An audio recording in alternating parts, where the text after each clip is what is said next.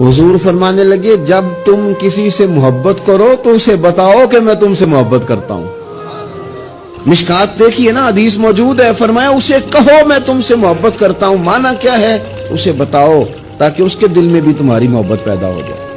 उससे कहो जाके। एक सहाबी ने ना, एक बंदा गुजर रहा था तो अर्ज की या रसूलल्लाह मैं इससे मोहब्बत करता हूं। फरमाया उठ। या रसूलल्लाह क्या हुक्म है? फरमाया उसे बता के आके मैं तुझसे मोहब्बत करता हूं।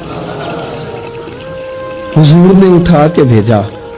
मैंने कहा इजहार मोहब्बत की भी तो जरूरत होनी चाहिए ना, इजहार मोहब्बत की भी तो जरूरत होनी चाहिए ना। शायद इसीलिए हजरत अनस बिन मालिक ने कहा था या रसूलल्लाह मुझे अल्लाह की कसम मैं रब से भी प्यार करता हूँ, रब के रसूल से भी प्यार करता हूँ, अबू बकर सिद्दीक से भी करता हूँ, उमर फारूक से भी करता हूँ।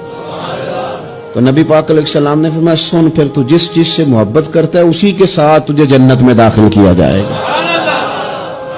तो सलीका भी तो होना चाहिए ना। महबूब ने फरमाया जा बता के आ।